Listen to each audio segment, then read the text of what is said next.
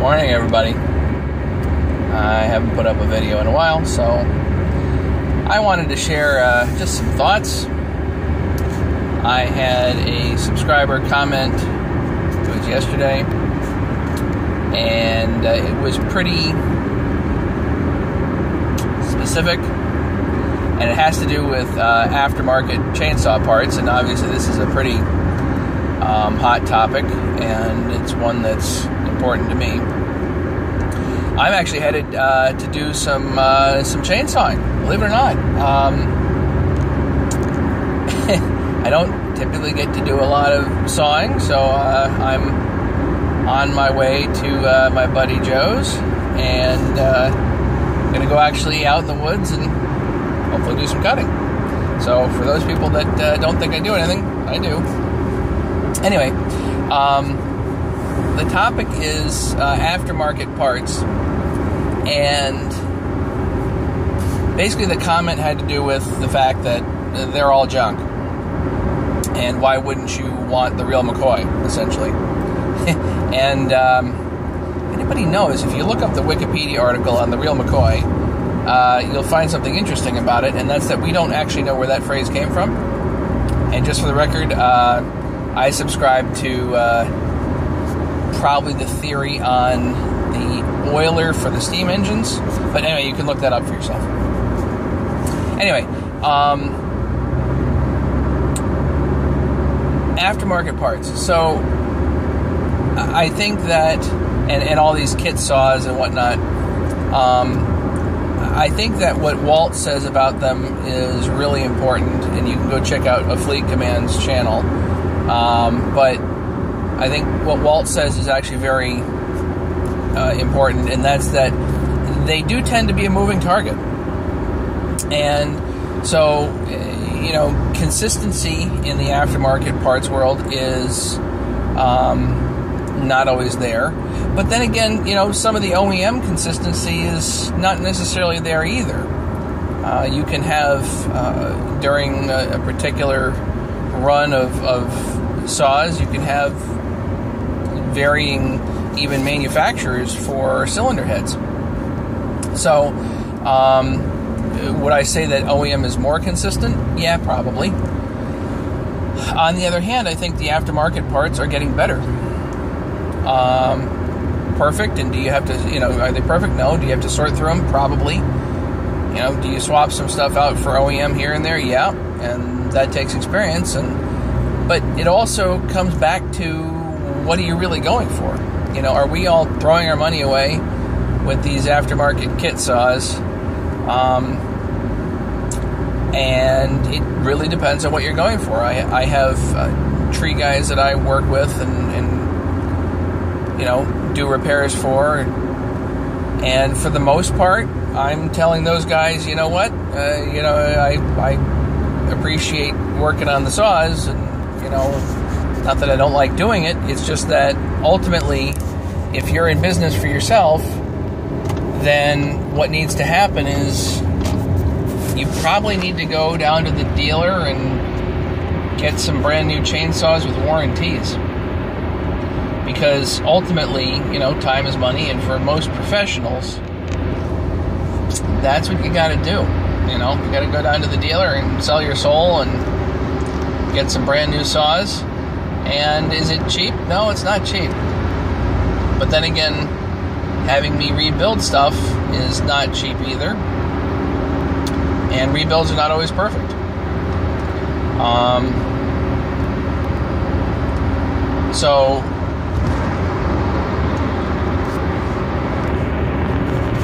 So what I wanted to address was the fact that these are, the comments of these are all junk, and it's all laughable that you guys are using this stuff. And, I use plenty of OEM parts. I certainly think that they have their place. But, I think the aftermarket has its place too. Now, in automobiles and cars, a lot of the aftermarket stuff for cars is actually better than the original. A lot of the aftermarket stuff is designed to be considerably better than the original. In chainsaws, it's not exactly the case. most of the time, the original stuff is probably the best quality you're going to get, with possibly the exception, and I'll quote Walt again here, with the bars. I mean, some of these bars, like the Sugiharas and some of the others, are probably considerably better than the OEM. But now we're starting to go into effectively a different topic, which is point of failure. So, what makes a chainsaw junk? What makes it good? So, let's go back to cars. Does a flat tire make a car junk? Inherently not, but it'll put the car on the side of the road just as fast as a blown engine.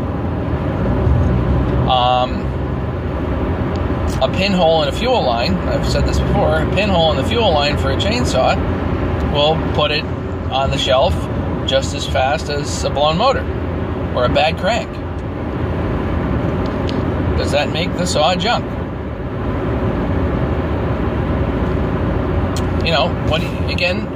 What are you really going for? So point of failure is important to talk about, because there are hundreds of points of failure on a chainsaw.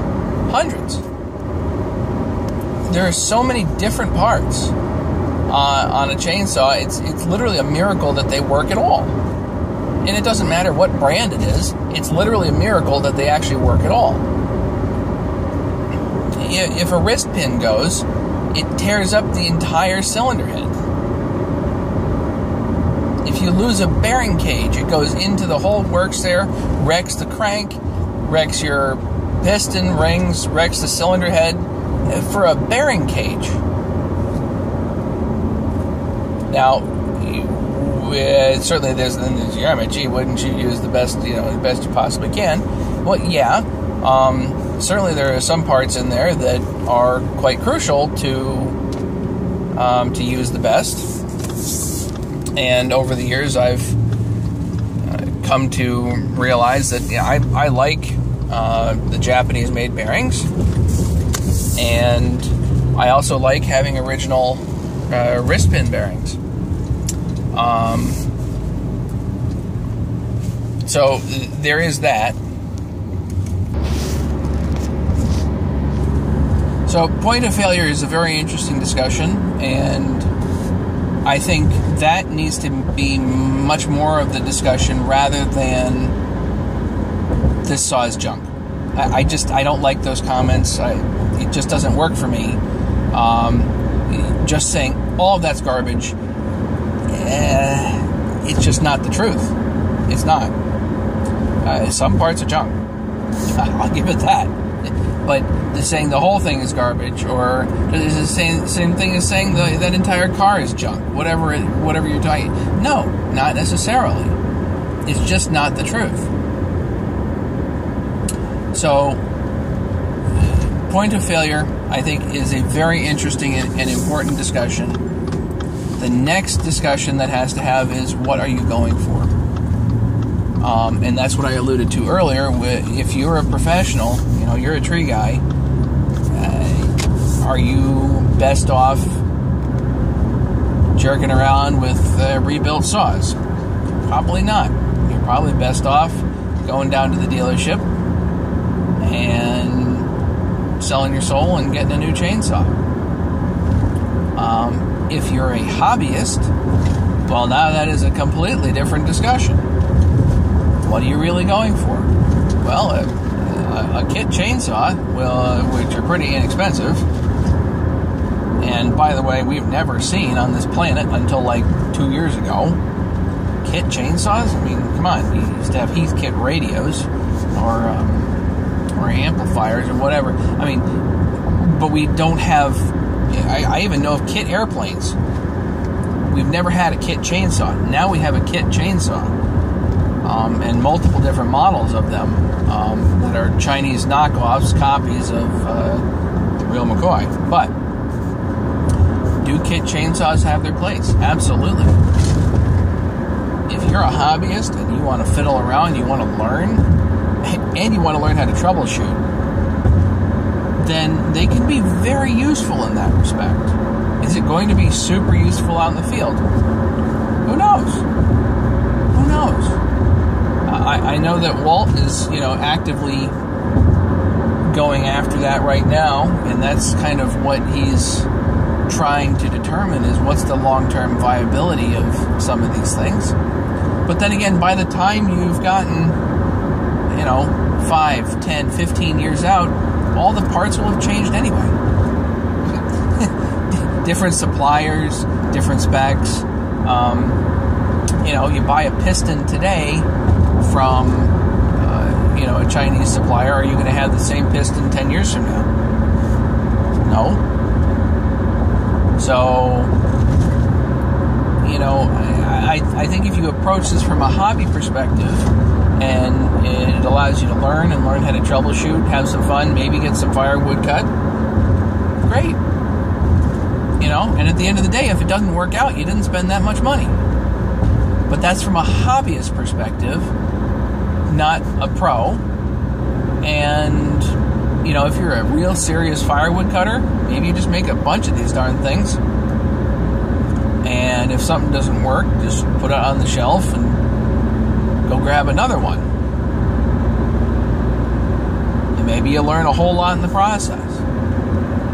That's what I've kind of done. I mean, I've definitely learned a whole lot in this process of rebuilding things, and it's, it's not just about the saws.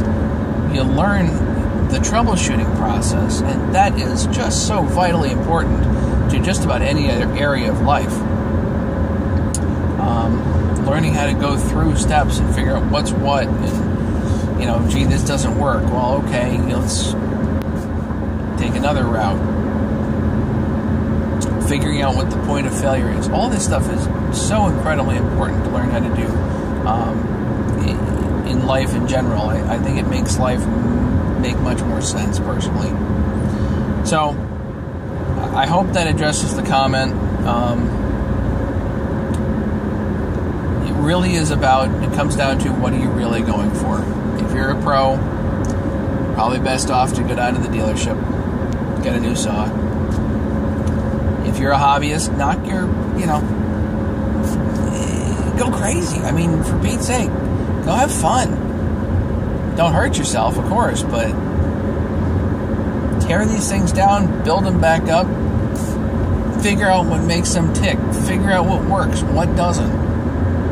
I'm doing that all the time. And that's why I share that with you guys, to see what actually does work and what doesn't. And it's basically, I think Walt takes the similar tack, and he's been very generous in that respect. So anyway, I hope you guys have a good day. I'm gonna actually get to it here. I'm driving into the woods. So let's have a discussion. I think the discussion needs to focus on points of failure and what you're going for, more than that's all garbage. That's all garbage is not a relevant statement. It's just not true. So, thanks for watching. Don't forget to subscribe.